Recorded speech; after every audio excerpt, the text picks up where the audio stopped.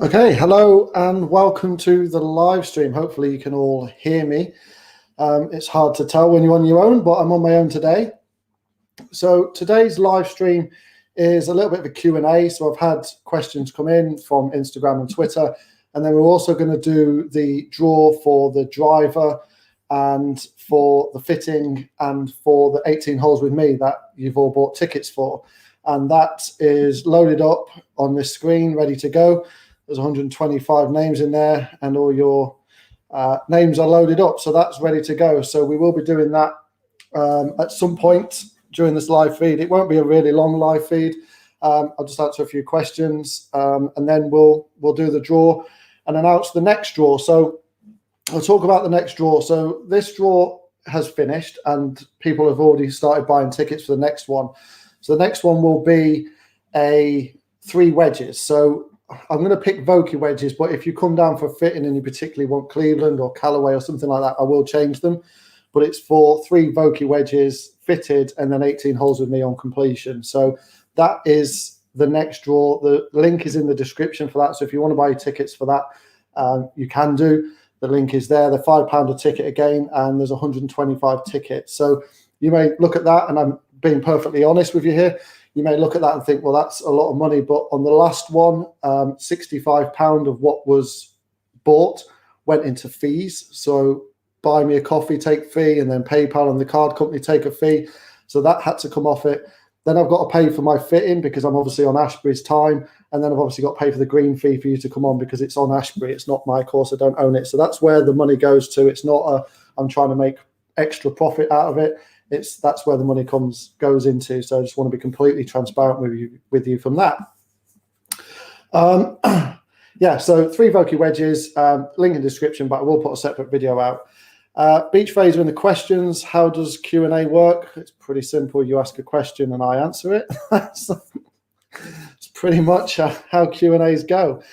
So I've loaded a few up that people have come in with. So I'll start off with a really easy one, which is what balls do I use? For the last 12 months, I've used the Strixon Z-Star ball for 2 reasons. One, I got an ambassadorship last year for Strixon, so I got them for free.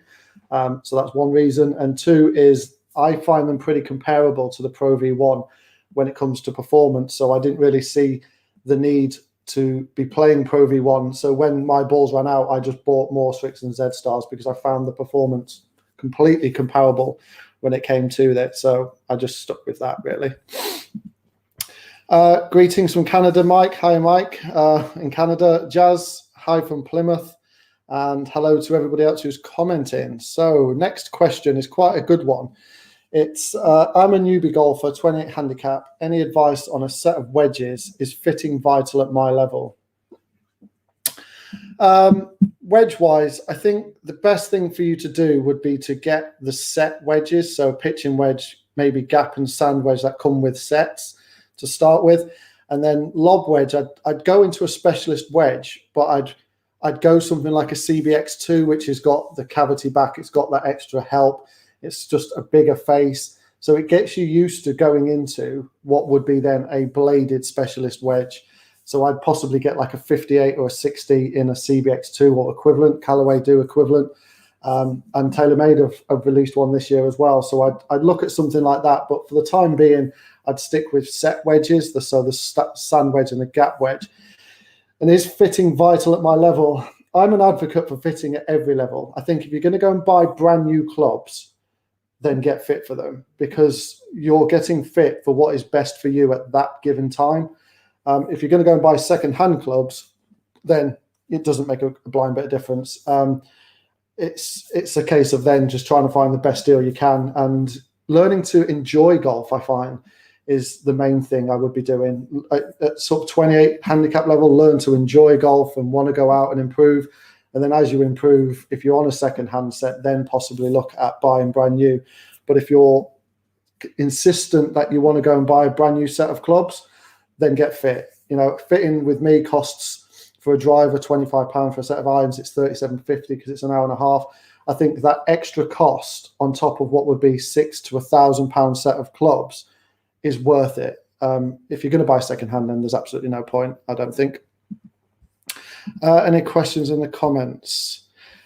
Can we use our own ball when we come for fitting? That's exactly what I'd recommend you do. I'm going to be getting all the balls or all the major balls in once deliveries start arriving. So if people do use a particular ball and they don't want to use their own, then I'll be able to provide them. But I always advocate, if you're going to get fitted with the ball that you're comfortable playing, because I think if you're going to get fitted with range balls, the launch monitors do have this optimization setting, but it's difficult to replicate every single ball. Each ball reacts differently, spins differently, launches differently. So I think come with the ball that you want to get fit with. And if we go through the fitting, and I think there could be a ball that would benefit bringing up spin, bringing down spin, etc., then we'll test that. But definitely use the ball that you'll want to be using. And the perk of where I'm going to be fitting is the range is 30 yards long, so we just go out and pick the ball up once it's done. Glad to see you bring Ashbury Manor into the new age. Keep up the good content. Thank you, Gary. I appreciate that. Yeah, Ashbury is going to look good this year. There's a lot of work, a big refurbishment gone into the shop. So the shop is going to look a lot more modern. It's probably going to take a year, I think, because of getting all the displays and everything off the manufacturers to look its best. But the work the team have put in building my fitting studio, in refurbishing the shop, is it's second to none. They've done an absolutely fantastic job. And we're just excited to get people down in May, really, I think, is when the hotel will open. So, yeah, I think there'll be big changes for those that are coming to Ashbury this year. New CB Callaway wedges. Yeah, I've not seen them, Alex, because I've not had the delivery yet, but I believe there's now like a CBX2 equivalent in the Callaway range. I will get it at some point. Hi Lee, hopefully I'll be changing my driver this year. However, what is the lead time in getting new clubs?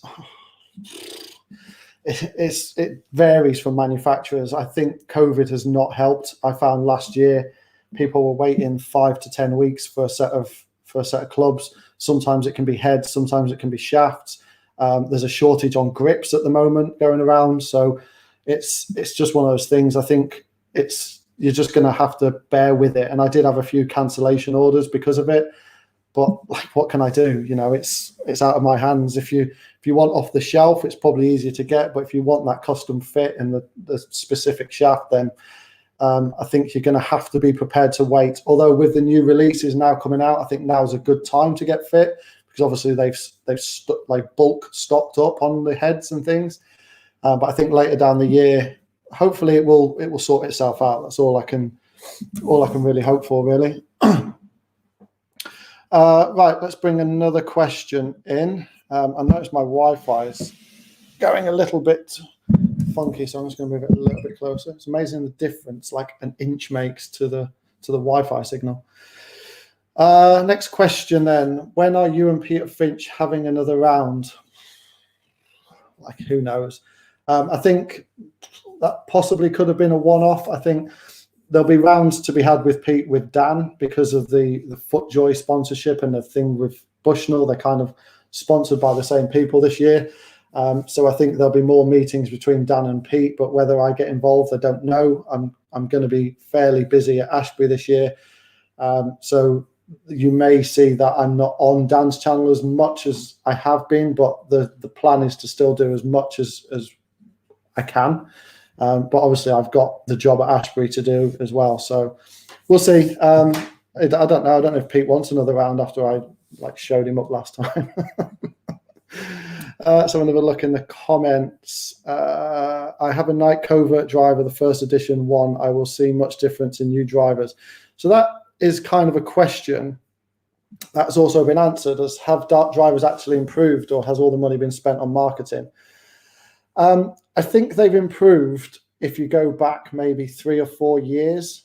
I think from the difference between sort of last year and this year, you won't see a big improvement, but it depends what you're looking at as an improvement. If you're looking at yardage as the improvement, then you won't see a massive bit of difference. But I've tested, like I did that Smashfest video that I put out, the Maverick and the new Epic LS, and the difference is massive when it comes to forgiveness. I think the last couple of years, there's been a big thing about forgiveness and perimeter weighting and making it more lighter. And so like the Epic LS is a fantastic club. It's forgiving and low spinning, whereas the Sub-Zero was literally like you had to be like a god to use it.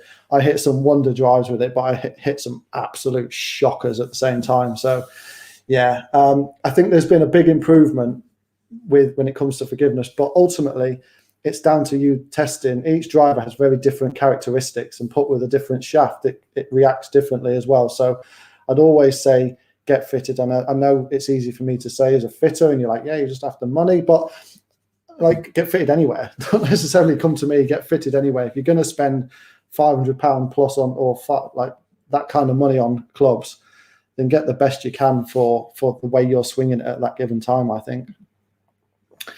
Another question. If you could play one brand for the rest of your life, which would it be? It's a good question. I think it would probably be, at the moment, if I was choosing Callaway, because I just think they've got an option, and TaylorMade fall into this as well, but I think Callaway have an option for everybody with the Apex range of irons, the Big Bertha range of irons, the Maverick range of irons, and then you've got the Big Bertha drivers, then you've got the Epic drivers and Maverick drivers. I just think there's an option for everybody. Plus they own Odyssey, so you can also get putters. So I think as a brand, they cater more for more people than some of the other brands do. I think with TaylorMade, for example, the Sim 2 driver, I'd argue isn't exactly the driver you could go to if you were a slicer or a high handicap, whereas the Big Bertha Callaway could be. And Titleist with the TS1 as well, they are catering for that high handicap player, whereas I think the Sim and the Sim Max, or the Sim 2 as it is now, just caters for something a little bit better. Personal opinion, and it's an arguable opinion. People may disagree, but that's just my opinion when it comes to forgiveness in drivers. Ping, though, I mean, how can you rule out Ping? They do fantastic stuff as well. But yeah, it would be Callaway if I was picking one for the rest of my life. Definitely Callaway. Any more comments in there? Favorite course at the Ashbury Resort? Kigbay. It has to be. It has to be the Kigbay. I think at 6,800 yards, it's long enough. There is discussions about maybe making it a little bit sort of more prominent as a signature course, but I think the Kigbay course, well, it was Leicester's favourite course last year. If you watch the end of year Sunday show on Dan's channel, it was his favourite course. I think it's got some challenging holes. It's got some fantastically picturesque holes. Yeah, it's definitely a great course, but I've not played Pines and Beaches yet because I've not got around to it. They've been closed since I've moved up there. But me, Dan, Lester, maybe Will, Paul, whoever is due to play Pines and Beaches at some point in possibly April as well. So yeah, it's a great course, the Kigbay, and if you ever go to Ashbury, it's the one to play. But the good thing about Ashbury is it caters for everybody. So the Oakwood is a really short course. If you watch that, Will tore it apart, but it's designed for like your seniors and people like that, people who struggle with distance, and they can still go out there, they can still have a great round of golf, they can still come in with 36 to 40 points, and they can enjoy themselves, whereas something like the Kigbay would just would tear them apart, so to speak. They may come in with less points, and I think the idea is you go on the Oakwood, you score loads of points, you come in, you get tanked up, and then you go out and do the same thing again. Oh, look who's come to see me. Got a little visitor coming in. There she is. Is that? You're live on YouTube, Nora Rose. Look. Say hello. Gonna smile? Gonna give us a smile? No? No, she's not gonna give us a smile.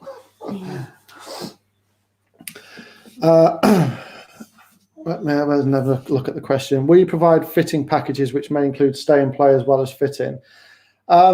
So that is more, you'll book your stay and play with Ashbury, and then when they're on the phone, you can book in between rounds to come in and fit in accordance with my diary. So rather than me booking fittings and you then going and staying and playing, it's more you stay and play and then booking with me for a fitting while you're there, as opposed to the other way around, if that makes sense. Can you pay and play at Ashbury? If not, is it something they're looking to do, or do they just want it for golf resort stayers? I don't actually know, to be perfectly honest. I believe you can pay and play. It is more designed for resort. It's more designed for the people who are coming and staying for 3 or 4 days. But I do believe you can pay and play, especially early on this year. I think it will be a case of you can pay and play. But I think it's more down to if the tees available. The tee times will always be reserved more for the resort people, but I think if there's not enough people staying or there's gaps in the tee times, then absolutely phone up and book a tee time. But there will be certain times in the morning and times in the afternoon which are solely designed for the resort, because it's bread and butter at the end of the day. It's completely down to the resort, which is a reason they don't have many members. I think there's minimum members to be England Golf Associated. But it's not a members type place, although they are possibly looking at doing membership at a reduced rate this year, because of there'll be restricted times you can play. So you'd have to tee off, say, before 9 and then after 3, because between 9 and 3 it's for the resort guests, which are the bread and butter of the place. Kevin King asks, distance over accuracy for you? I don't know. My theory on this, and I hear people talking about strokes gained, and carrying it further is going to be better hitting a wedge in than hitting like a 7-iron in. But I think if people are looking at that on a tour pro level, like Bryson, for example, when he won the US Open, was just smashing it as far as possible, and his fairways in regulation was pretty poor, but he wasn't in the rough on the next hole, which is what I would be doing. If I smashed everything, then yes, I may hit like half fairways, but the other half would be like on the hole next to it, or out of bounds, or something like that. So I think at amateur level you have to put more emphasis on accuracy than distance, unless you can stay in a relative vicinity of the hole, is my personal opinion. I'm going to test it. When the course opens, I'm going to test smashing against not. But I think strokes gained at an amateur level has to be looked at very differently to strokes gained at a pro level, because of the amount of waywardness that we're going to ultimately do at the end of the day.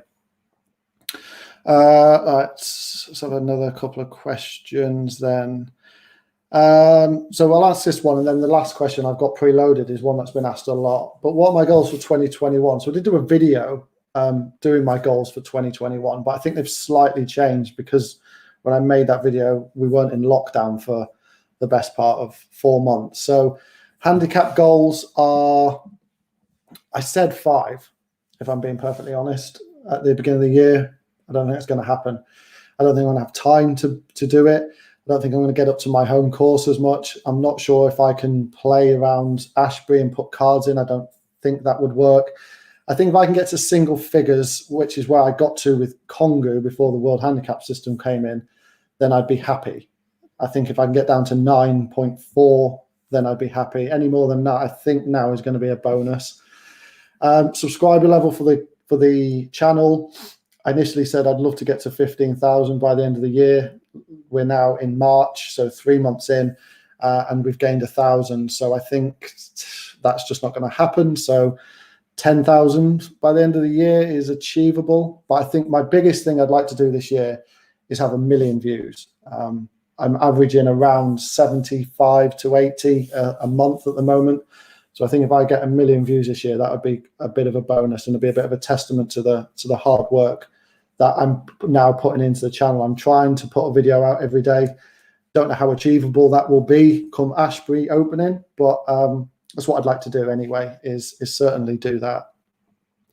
And then the other goal is obviously to get the fitting centre up, get meeting people, get fitting, get more people to Ashbury, and then just build my business as such is got to be my ultimate goal. So thank you for that question. So we'll look in the comments. Are you considering entering some local open competitions with Leicester? Not necessarily with Leicester. I am going up to Mullion in June to enter a 4-ball open, and then there's a singles open the next day. So I'm going up there for 2 days to play.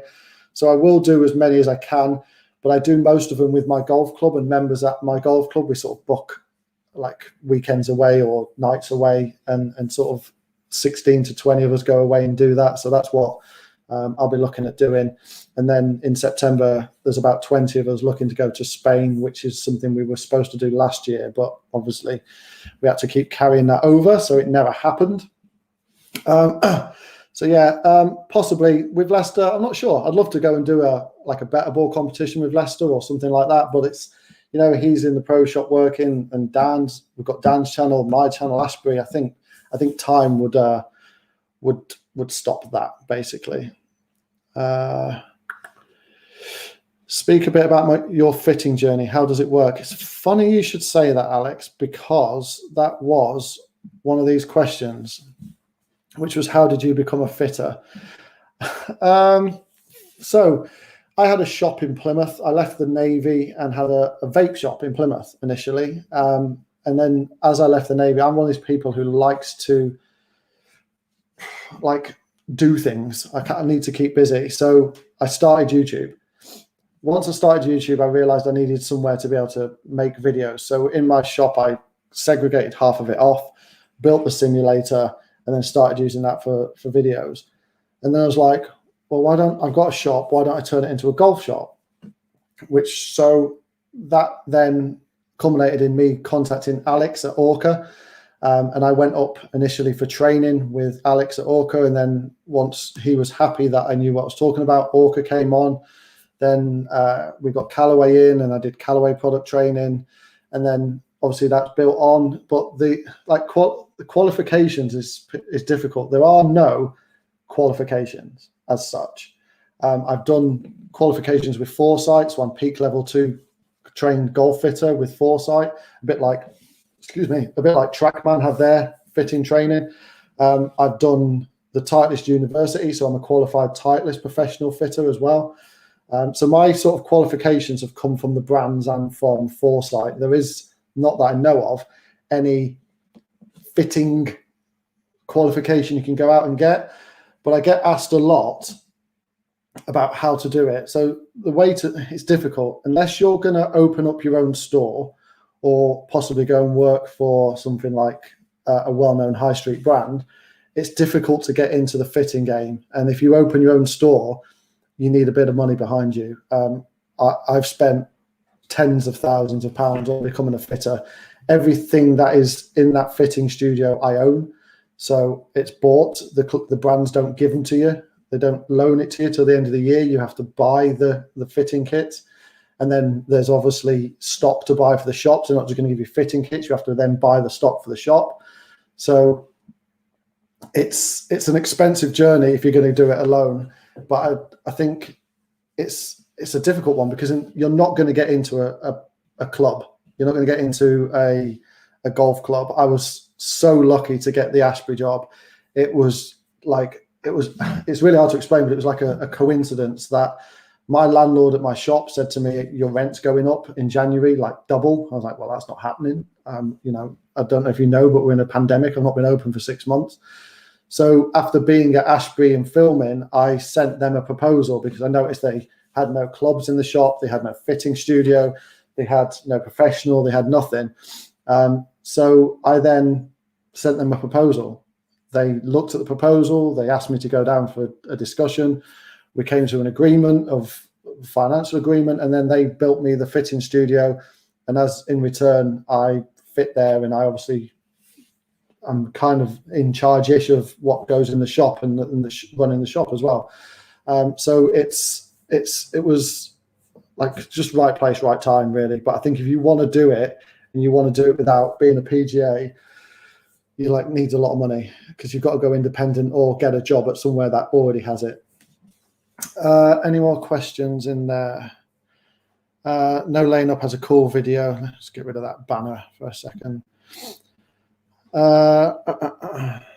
So the last question then, and then I'll do the draw because some of you are probably only on here for the draw, and I've been on for half an hour and don't want to be on all night. At which point should you change from Game Improvement to Apex Pro type irons? Whenever you want, basically.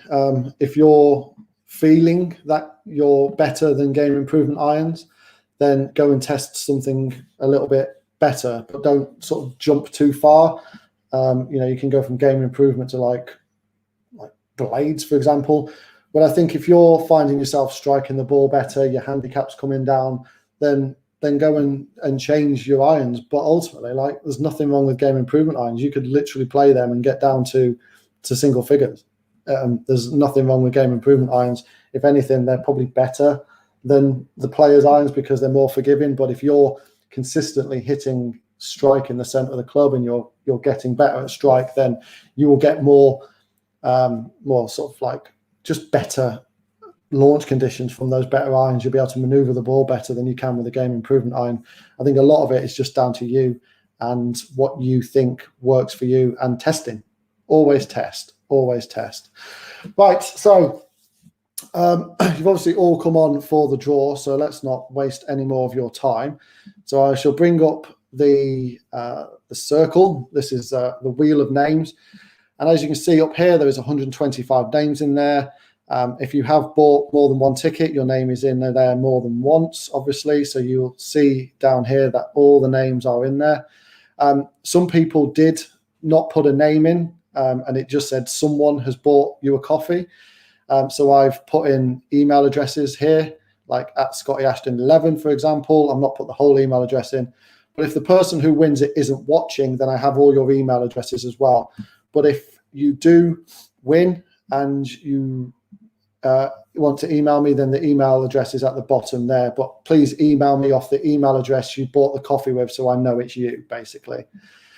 Right then, so good luck to everybody. Thanks again to everybody who has supported me in this. I was going to run this for March, but it sold out in a week, so that's fantastic news. So I am running another one in March. So thanks to everybody. But ultimately, you all want to know who won. So let's click and see who's won. And it is John Osborne. John Osborne, congratulations. You have won a driver fitting, a new driver, and 18 holes with me at Ashbury. So email me at that email address going down the bottom of the screen there, and we shall arrange a time for you to come up and get your fitting. If you can't make it to Ashbury for any reason, then please just let me know what driver you want out of anything I own. There is no restriction, so it can be anything from Titleist, Callaway, Strixon, Cleveland, Orca, Ping, or TaylorMade. Completely up to you. Just email me your spec and we will get that sent out to you. But ultimately, John Osborne, you are the winner, so congratulations to John. Like I said at the beginning, there is now another draw happening for 3 Vokey wedges fitted by me at Ashbury and 18 holes with me. Again, if you can't make it to Ashbury, we can just send out 3 wedges to your spec or as you see fit. Completely up to you. The link is in the description for this video, so please support me again. It would mean the world to me, and it really means the world to me. And it's also a good way of me meeting you because you get to come down to Ashbury and play around the golf with me. But I'm going to leave it there. If anybody is coming to Ashbury this year, please make a point to come and say hello to me. It would be much appreciated. I'd love to meet you. And, maybe we can go for a beer, hopefully, if the pubs are open at that point. But I'm going to leave the live feed there. Thanks to everyone who's watched and joined in the chat. And we will do this again at the draw of this one, or we may just do live feeds randomly throughout from Ashbury as well. So thanks again to everyone, and I'll see you all soon. And thanks again for watching all the videos that have been up. It's much appreciated.